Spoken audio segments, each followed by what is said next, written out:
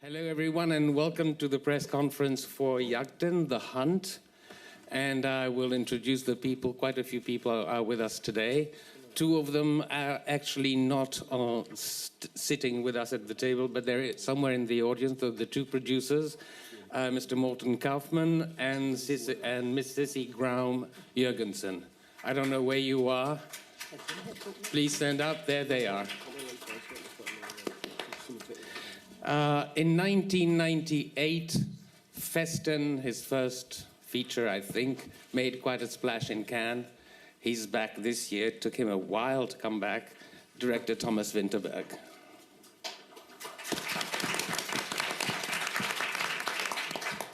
At my far left, your far right, nothing political. The scriptwriter, now also a director, but here today only in his capacity as a scriptwriter, Mr. Tobias Lindholm.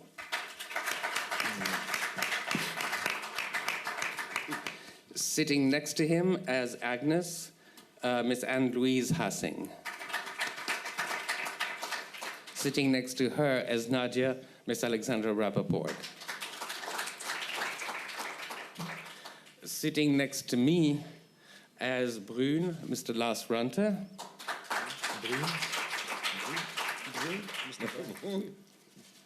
What? Nothing. Okay. It's all right. It's all right. Sitting to the left of Mr. Vinterberg, an actor who was in Pusher, an actor who, more to the point, was in Mr. Vinterberg's Oscar-winning short, last round in 1993, as Theo, Mr. Thomas Bo Larsen.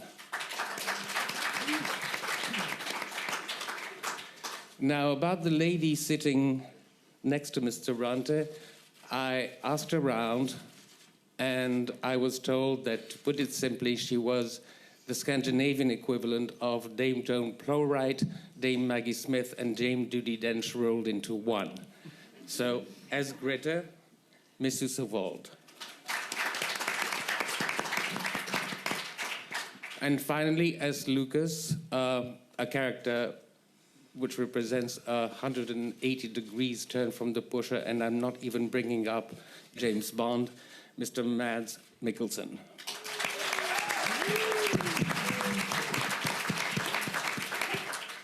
And the first question is here. Hello? Yeah.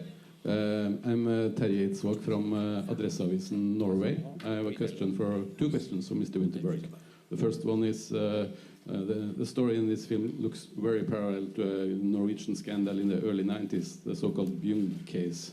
Can you say something about if it's inspired and its parallels? And the second question is, this is a strong story about the innocent man. What's your thought on the movie's potential for making it harder for children actually to be believed when talking about abuse?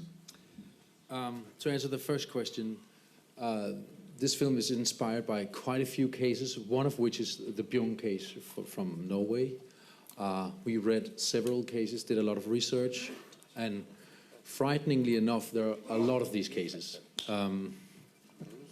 We, of course, quite early in the process had to step out of real life and into drama. So this is fully fiction and our own sick fantasy, you can say.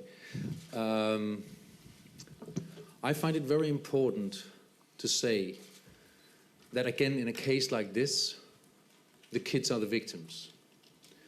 They are the one drawing the short straw. In this case, we claim that a child lies. She lies to satisfy the grown-ups. What happens then is that a huge fantasy appears in front of her. Her mother starts crying. People are put in prison. They're sent to gynecologists. And this huge illusion that something bad happened to them appears in front of them and becomes part of their memory.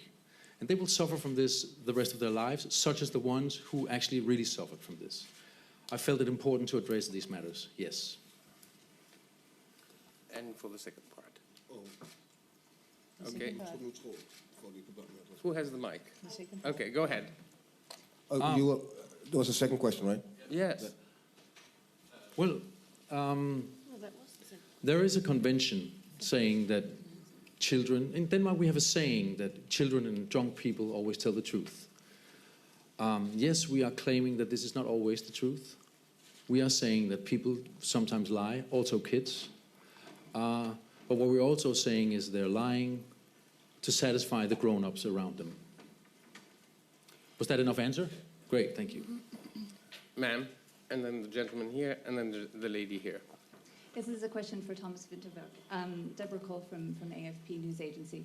It's a follow-up question to that one, because I was wondering, you've taken a very controversial take on this delicate subject matter, and I was wondering if you had encountered any resistance already with the script, and whether you expect any sort of blowback by your controversial take on the subject of child molestation. Well, I'm not taking anything for granted, and I don't know what's going to come out of this. But in all due respect, what we try to do is a film about the loss of innocence. Here's a bunch of naked men fooling around. Like in my childhood, I grew up in a hippie commune surrounded by genitals. And it was all very pure and all very innocent, okay? And things have changed. Things have become colder and more fearful, obviously. We've lost the innocence, and for good reasons, of course, because there are good reasons for that. I was here to tell that in '98. Now I'm here to tell the antithesis, and I'm afraid the sad truth is somewhere in between these movies. Sir. Good afternoon. Bruce Kirkland from the Toronto Sun. I'd like to turn this to Mads Mikkelsen, because, for example, we love seeing you as a Bond villain, as Henri had mentioned. We love seeing you as a brute of a Viking in Valhalla Rising. But we also are thrilled when you do a contemporary story and you're embodying some of the ideas that Thomas has talked about already in a very human drama like this. And this is when you're at your best from our point of view. And I'm curious, from your point of view, what thrill there is to embrace a story like this, and what you want to tell about the saga that Thomas was referring to. Well, there's many ways to approach a story. I think that one is the story itself. Another thing is to be working with Thomas. A different thing is to be working with old friends I've never worked with. And the third thing is the character itself. We were pretty firm from the very beginning that we were not going to make this into a thriller. Did he do it or did he not do it? We're talking about an innocent man from the very beginning. And for us, it was not so much a film about cases like this. We know for sure that way too many kids are being abused out there. We know that. We're not questioning that. And we also know that some cases are like we're portraying in this film. But for us, it was very much about when you love something as much as you can love a child, that love will be turned into fear when something happens or might happen. And how a little society of old friends and relatives and colleagues can implode with this fear. Love is extremely powerful and will be as powerful when it's turned around. And that's what the story where we actually wanted to give life to, not so much the political drama of cases like this, but that's kind of like a little benefit as well. If I may jump in, according to the production notes, Mr. Vinterberg, this story, this film, came out of a batch of papers that you got sometime 10 years ago, 12 years ago, that you didn't read until fairly recently, before you started the film. At which point did Mr. Lindholm come in, and what did you bring to the part, sir?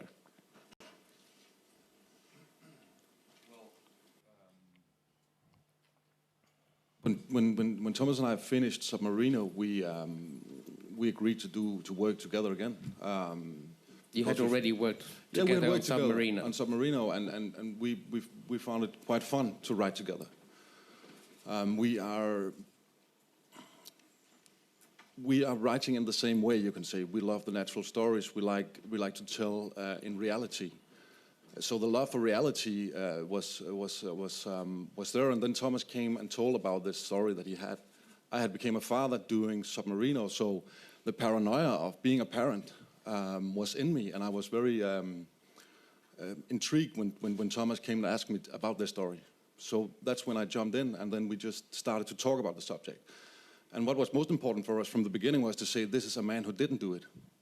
So you can say, of course, we read a lot of cases about the subject, but most of all, we looked at it as a witch hunt, which has happened in history for a long time. In different cases, in the 50s in the US, it was communists. After the Second World War in Denmark, it was Nazis. But still, the idea to hunt down a person and to put that into some kind of well-structured story was our main goal. So that's what we went out to do. Thank you. Ma'am, and then over there. My name's Nandini, I'm from India. My first question is to Mr. Vinterberg. This is a very powerful film, but it also hinges on powerful performances from the actors. I'm specifically interested in how you worked with the child actor who plays Clara. How much of the plot did you tell her, and how did you elicit reactions from her? And my second question is to Mr. Mikkelsen. And one step at a time. Thank you. Go ahead, Thomas. Well, Annika, as she's called, is a natural talent. She's just incredible. They all felt very fearful when she was around because she's just really incredibly good. It's not because I'm a genius. Yes, I am a genius, but in this case, she did it her own. And she had a very good trainee called Jette. She was absolutely splendid. And she understood what I was talking about. But of course, we did not let her into the dirty world of this story. She understood that this guy did something wrong or did not do something wrong, but she did something wrong about it. She understood the plot without being sort of led into the world of sexualities. She's brilliant, and the dog was brilliant too, and was a lot of pressure on these people.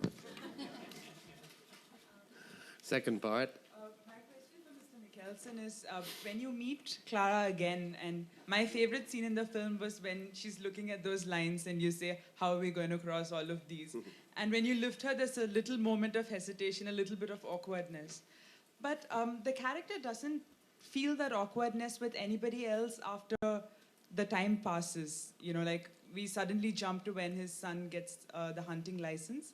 So how did you reconcile those reactions in your head as the character? How do you think the character would have reacted to all those people aside from Clara? At the moment when the years passed?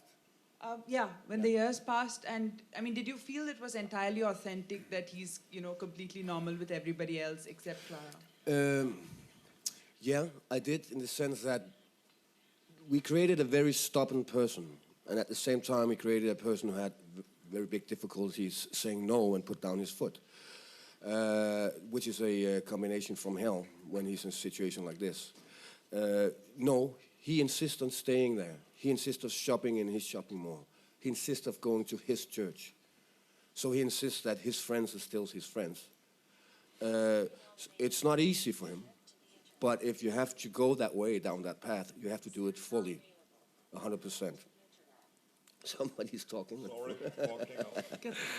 This is Thomas. No, but and as you said, I mean, the story with her in the end was actually very beautiful because that was he came up with that. We've been discussing that for a long time, how we should finish the story with the little girl, and we had many options, and then it was such a simple thing that all of a sudden Thomas saw this little floor full of lines and said, "This is the scene." So that came up in the very last second. But what was the question? Am I answering the right one? Ma'am, go ahead, and then the gentleman next to you. Karen Batt for the Huffington Post. A question to Mr. Vinterberg, inspired also from what you were saying as well. For me, the film, the child abuse issue was not the main issue for me. What was interesting was how quickly people can betray each other. And I have a two-part question. One is, what personally interests you about the issue of betrayal and the psychology? I thought the psychology of betrayal was very subtle. And second of all, what I particularly liked was the decision to not make it black and white, that there's an actual movement in the film that goes back to the friend, embracing the friend, and whether you had that original idea to not have it just be everyone turns against him, but there's actually a nice little almost happy ending. Happy ending. Wow. We're not used to that in Denmark. It's a dark and sinister country. Listen, I don't know if I can answer your question. What I can say is that I find that nobody betrays anyone in this film. I think I can defend each one of these characters and their movements. She's a woman trying to protect a child, and Tobias and I, we worked all the way through the script to defend these characters, to understand how they move and why they emotionally choose the wrong pattern, or the wrong path, you say. The mother of the child reacts desperate but understandable. They don't betray him. They just try to defend an innocent child, and that's what's, you know, that's what's so difficult about these cases. We don't know what's true, what's not true, and this is the danger of these cases, and that's what we found very alarming when we read this material a long way ago. Did I answer? Yes, you answered. My answer was a no. They did not betray anyone. Yes. The gentleman next to you, sir. Tack och tilllycke, Jan Lumholt från Svenska Dagbladet in Sweden. I'm going to try to formulate a question about the women in the film. I find them rather intimidating. The head of the kindergarten and the mother are, of course, like from instinct, very, very protective. Little Clara is like the youngest version we've ever seen of the hell has no fury like a woman scorned character. We have Kirsten, who is only heard on the telephone, who has an effect on, like Frau Blücher in Mel Brooks' Young Frankenstein, where the horses screamed. You should write a script. And the only kind woman in the film is really Alexandra's Nadia character. And interestingly also, when in the epilogue, when things have kind of settled down, you don't see any of these female characters turning up, except for Nadia. So I don't know if they are supposed to be, have they kind of, are they still kind of taking their distance? Anyway, I'm blabbering around here, but I found this kind of scary women in this film, although for very good reason. So did you write from research, or like explain this red thread? You're from Sweden, right? Half Danish. Yeah. Well, first of all, I want to say that let's save the gender role debate to Scandinavia, right? We're in France, and I'm aware that there are only men in main competition this year, and I'm aware that there's some quite scary women in this film, but this is not an articulate attempt to make any attack on any women from us. This is an attempt to sink into reality. Mostly women populates daycare institution in Denmark. And we had a friendship. I've always wanted to make a friendship between these two particular actors, and they happen to be men. That's why.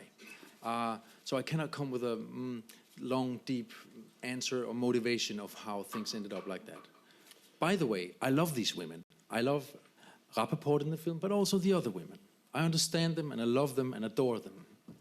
But where are you in the end of the film? She's not a hunter. With her, there's a big question. We couldn't really find out whether this marriage broke up or whether they stayed together. And any answer to it felt banal. Each one of the answers, which is why we wanted to leave it open. There's a lot of things open at the end, and it's kind of a diabolic end, and we fancy that. We like that. Well, then, let's hear it from the ladies. Do you agree with this gentleman's approach to the characters you portray? And if you want to jump in and contradict your director, this is your chance. Yes, go ahead. I understand what you're saying, that the kind of mean women. See, no, not mean, but yeah, like going over the limits. But my character, I think that she's, as Thomas said, she's doing what she thinks is the very right thing to do to protect her child, and so she's just. I don't know what to say. It's not mean. It's. I mean, it's out of love and yeah. Protection. I think the tragedy is that everybody thinks they're doing the best. Yeah. That is the tragedy of the film, actually. And no, go ahead. No, I just think that actually it would have been very difficult for my character, even though she had just one little doubt. Maybe Clara, the daughter, didn't tell the truth. It would be very difficult for her also to pull it back. I think that's what's very interesting in this movie too. That first you go down the path, it's very difficult to stop it. Ms. Wold? Well, this film, I think, is about. You say where there's a smoke, there's a fire. This film is about a lot of smoke without any fire. That's how I see it. Because this man is not guilty. That's the whole point. But I think that I react because I think that's my vision of this woman. Her whole life is this kindergarten. And she has always protected the kids. So here comes a little girl, and the first little scene I have with her, I think there's something wrong. I have to look after. Is this only my imagination? I have to get help. And then I get this man in and I'm sorry. So it's like one little feather becomes 5 hens, like the Hans Christian Andersen story. It's about gossip and it's about a witch hunt. And in a way, everybody is innocent. She is also innocent because she believes, after the interview with Clara and the psychologist, I mean, I'm sure I'm right. Of course I'm right. I have to call his wife and say, he cannot have the son. The son has been in my kindergarten. I have to protect him. So this is what it is, a witch hunt. A film about smoke without fire and how dangerous that can be. Ms. Rappaport? Well, I'm can you hear me? Yeah, well, I'm the only good woman, apparently, so I have nothing to say. No. Yeah, I can agree with Susse and Louise, and I think Nadia is a strong character, and she believes in him. She comes from another culture where they have how can I put this? Yeah, this is a hard question. Well, what can I say? Nothing. I don't agree. I can't help you on that. Yeah.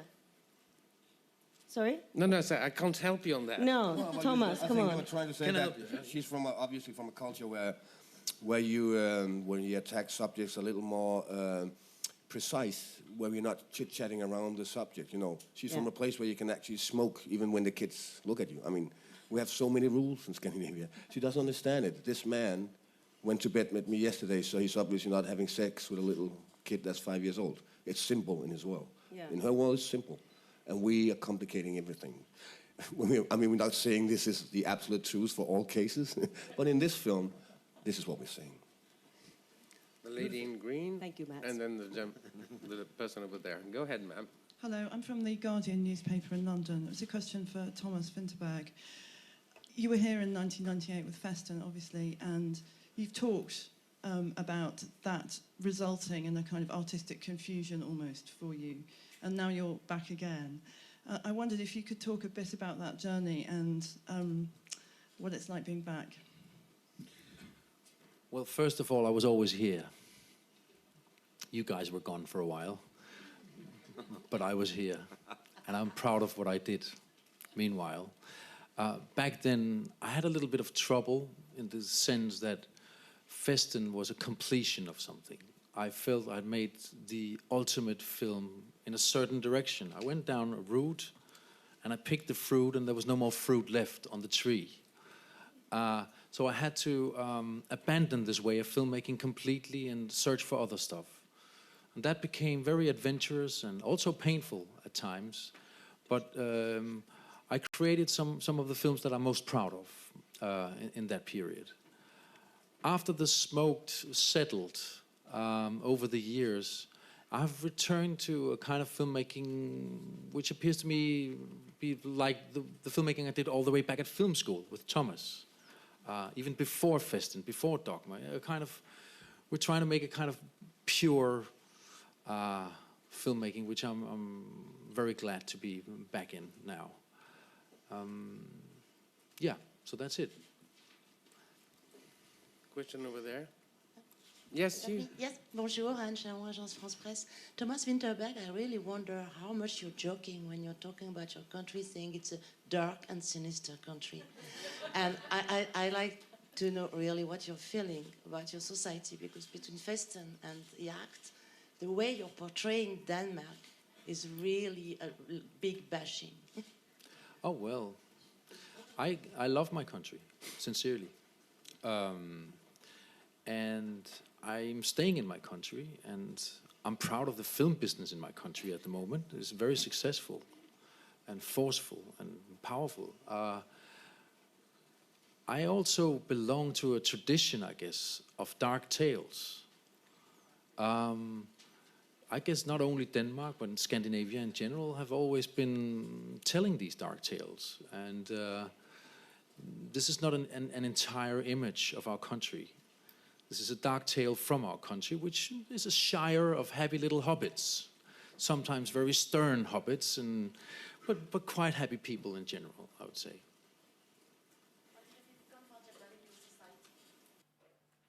I'm sorry? Do you feel comfortable in Danish society? I sometimes feel too comfortable in Danish society.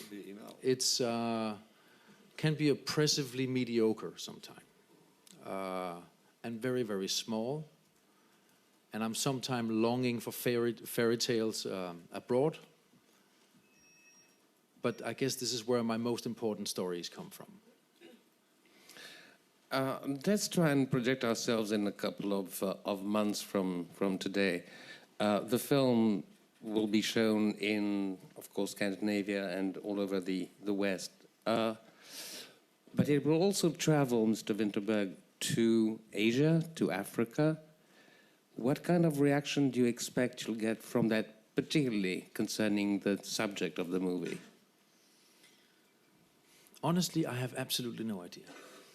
I don't know how universal this subject matter is, but for me, the main attraction of this film, when I watch it and while writing it with Tobias, is the love between these people.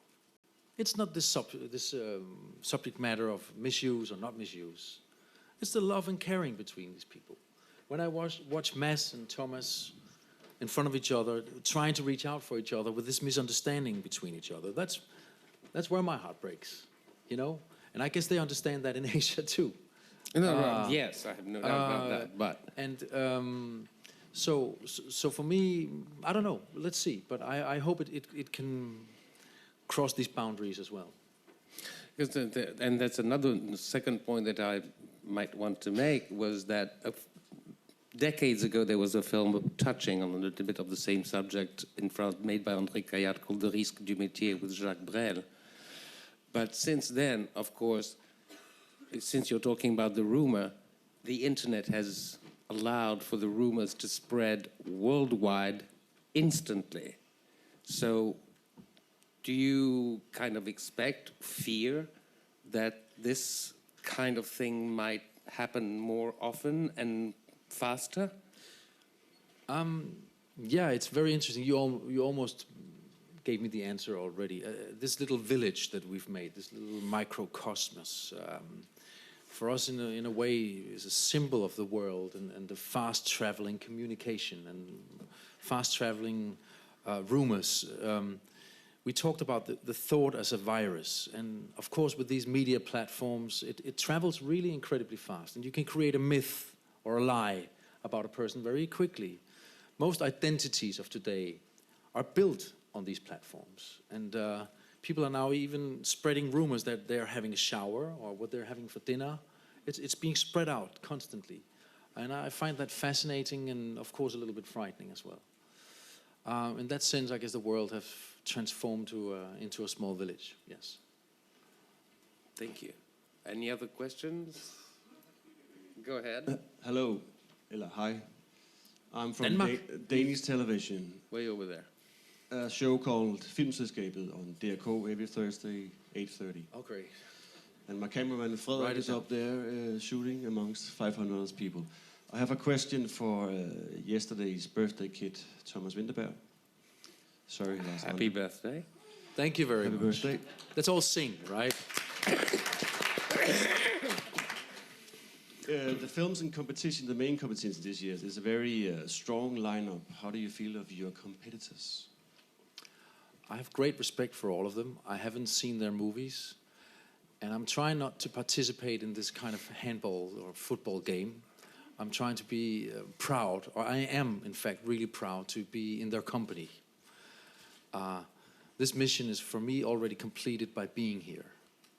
This festival, for me, is the only festival in the world that protects the small and pure and personal film, and yet has the same strong amount of glamour around it. It's such a powerful place, such an important place, and that's why I'm so proud to be here. Of course, we're part of a competition. Of course, I would love to bring back some gold, but I truly and dearly feel that mission is completed already. Well, keeping our fingers crossed. Okay. Now, one last question. The last question, which is about the last shot. Was it always your original intention to have this as the last shot? Because you end back to the hunt. It's not resolved. There's still the rumor. So I'm curious about that shot. That's you. Well, we knew that we wanted it to. We knew that we wanted it to end, opening a new hunting season. We knew that we wanted Marcus to become a man.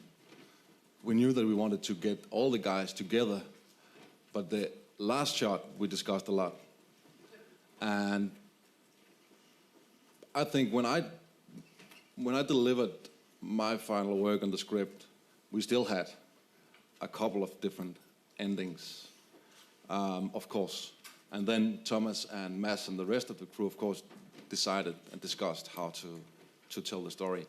And even again, probably in the editing room. Because what we're doing, of course, is you're rewriting the script in the editing room. So a lot of stuff is happening there, and suddenly, in a mathematic way, everything makes sense. But when I left the boat, there were still a couple of endings. And let's not tell the other endings. No, exactly. Let's just say that there was a gentle and subtle conversation also with the producers and the distributors of the film about the ending. We also have these things in Denmark, actually, those kind of debates. But we're all come to the conclusion that this is the right ending, and we're happy about it. Well, as I started saying 2 questions ago, keeping our fingers crossed. Thank you very much for being here.